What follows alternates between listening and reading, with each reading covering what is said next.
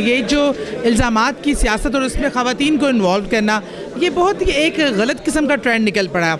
आयशा गुल अलाई को पार्टी ने बहुत इज़्ज़त दी, मकाम दिया, MNA बनाया, लेकिन अफसोस ये कि वो कुछ ज़ाती मफादात की खातिर उन्होंने पार्टी की और हमारे चेयरमैन की रिस्पेक्ट पे इस तरह के इल्ज़ामात लगाए जो कि मैं ख्याल किसी भी औरत को शेवा नहीं देता।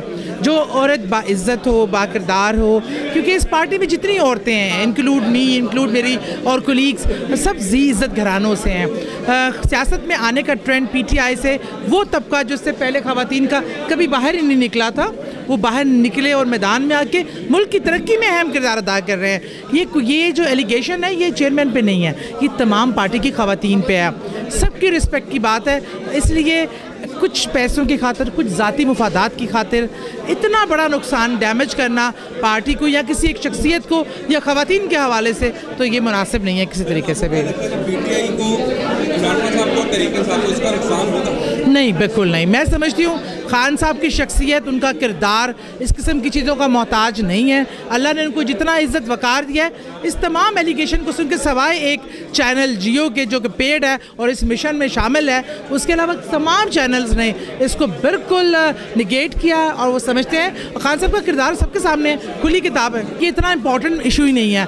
वो इम्पोर्टेंस लेना चाह रही हैं इस टाइम मीडिया में और आके ये करके हम इसको इतना इशू बनाना नहीं चाहिए। ऐसे बहुत सारे लोग बोलते हैं और कारवां चलते हैं, कभी कारवां ऐसे लोगों पे रुके नहीं। उन्होंने हर पाकिस्तानी खातून के ऊपर ये इल्ज़ाम लगाया है। उन्होंने 52% पॉपुलेशन का रास्ता रोकने की कोशिश की है, सिर्फ़ एक अपने ज़ाती मफाद के लिए, कुछ पैसों की खातिर। तो ये तो मतलब इसके लिए तो बहुत लो लेवल पर जाना पड़ता है। तो मेरे ख़्याल में उनको अपने मफाद से ऊपर होकर सोचना चाहिए था। उनको पाकिस्तान के बारे में, पाकिस्तानी अवाम के बारे में सोचना चाहिए था। वैसे भी शी वाज एन अपॉर्चुनिटिस्ट। वो पहले PPP में थी, फिर वो APML में आई और उसके बाद वो पाकिस्तान तहरीक इंसाफ में आई। तो ऐसी ख़वातीन तो आप खुद देख लें, जहाँ उनको अपॉर्चुनिटी ज़्यादा मिलेगी वो वहाँ पर जाएंगी। और जैसे उन पर एलिगेशन लग रहे कि शी हैज़ टेकन मनी, तो मतलब वो क्लियर है कि उनके जो सारे इल्ज़ामात हैं वो कितने सच्चे और कितने झूठे हैं। खान साहब का विजन, खान साहब का मेरिट, दैट विल रिमेन। इससे कोई फ़र्क नहीं पड़ता, चाहे कोई अच्छा है कोई बुरा है, वो हमारी पार्टी में आएगा, हम उससे बहुत वेलकम देंगे और हम उनकी इज्जत करेंगे। जितनी भी ख़वातीन आई हैं, they are respectful for us. इस एलिगेशन से तहरीक इंसाफ पे और इमरान खान साहब पे आपको लगता है कि कोई इम्पैक्ट आएगा, वोटर्स पे इम्पैक्ट? बिल्कुल, मुझे लगता है कि उनका जो कद काट है ना, वो इससे ज़्यादा बढ़ गया है।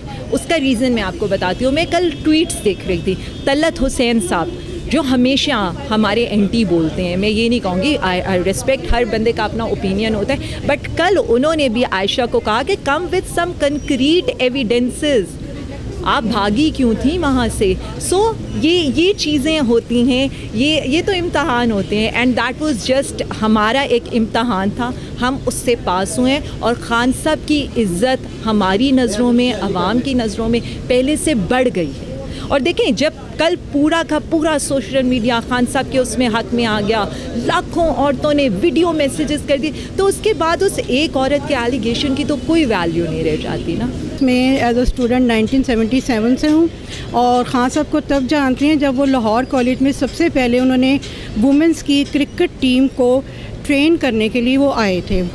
और खान साहब की पर्सनैलिटी इस तरह की है कि हमारे हॉस्टल की लड़कियाँ इस तरह खान साहब के ऊपर उन्होंने इम्प्रेस हुई कि आप यकीन करके खान साहब ने आंख उठा कर नहीं देखा। और हम लोग पर्सनली खान साहब के इतने फ़ैन हैं कि हम लोग कॉलेज से बंक करके खान साहब के मैच देखने जाया करते थे। कोई बात नहीं, अब देखें, आप उनके करैक्टर के बारे में बात हो रही है ना, तो खान साहब ने कभी हम इतना आंख उठा के नहीं कभी देखा। और उनसे सिर्फ बात करने के लिए, उनको अस्सलाम वालेकुम कहने के लिए मुझे 45 ईयर लगे। 52% हमारी PTI की ख़वातीन, उनको इतना खौफ है, किसी और पार्टी में इस तरह की ना ख़वातीन हैं जज्बे और जुनून वाली और ऐसी मर मिटने वाली जिस तरह हमारी PTI की ख़वातीन है। इनको इतना खौफ है कि हमारे ऊपर ऐसे होछे हथकंडे इस्तेमाल कर रहे हैं जो ये बिल्कुल कामयाब नहीं होगा। मैं आज तक अपनी किसी कोलीग से, किसी अपनी फ्रेंड्स के, किसी हमारी लीडरशिप की कभी कोई मैसेजेस आते हुए नहीं देखा। ये आयशा गुल अलाई ने एक बहुत ही घटिया तरीके से अपने आप को परफॉर्म उसने किया है जो कि ये बनता नहीं था। रात को वो उधर ही थी स्टेज पे, तो इसको इतनी प्रॉब्लम क्या हुई? अगर इसको ये नहीं कैपेबल है, मेरिट पे होता है ना काम, अगर ये कैपेबल नहीं तो खान साहब ने कहा।